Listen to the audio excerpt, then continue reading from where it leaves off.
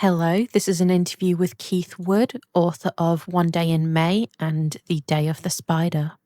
Hello, Keith. Your first book, One Day in May, was published earlier this year, which was about Robert Downes, who was hanged for murder back in the 18th century. How does this second book link to his story? My second novel features Nellie Chapman, the Mansfield girl from the gutter, who had been abused by her father when she met Robert. She was part of an unlawful gang who robbed Robert of all the money he had by preying on his sympathy, which led Robert to accidentally kill a gang member. So how old is Nellie at the start of the book? As the book is written as a standalone novel, it goes back to the time she met Robert when she was 17, but the new story really picks up Nellie's life when she was 20 and then covers the next 3 years. Merging fact with fiction must be difficult. When I read your books, I really couldn't tell which parts of the story, and indeed the characters, were real. Do you study local historical books to get a feel for what characters and locations will fit with your story, or does your story evolve based on them? The story always starts with the person or people who will be the main feature of the book. Historical facts and incidents wrap around their featured lives. I intend to continue with this theme in my future novels. Did you have to change any names of characters or locations to avoid any backlash? I am always conscious of possible concerns around the identities of people and places which may affect the privacy of people alive today. Therefore, I try to disguise people and places unless they are already in the public domain.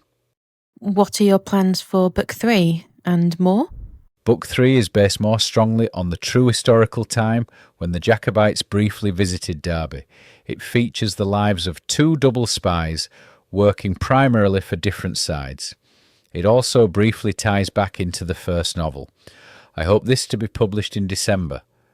The fourth novel will follow Nellie, who has come up in the world she is now called by her birth name Helen, and it will cover the next 10 or so years of her life, in which many more dark adventures are uncovered, with a cast of old and new characters. This is currently being constructed, with a target date for publication in April 2026. Then the fifth novel, also currently under construction, is a sequel to Book 3 and also Book 4, which is why they must be written at the same time in order to get the chronology correct. It is set around the East Coast in the vicinity of Flamborough. Anyone walking the cliffs from Bridlington to Robins Hood Bay in early January may see a forlorn-looking old man getting a feel for the area in winter. If you see me, come and say hello. Has the 18th century always interested you? Not particularly, but it has done since I first started researching and writing One Day in May. I owe this interest to its star, Robert Downes, a honest for the times lad like me. Will any of the surviving characters appear in your next book? A few minor characters at most, not for long.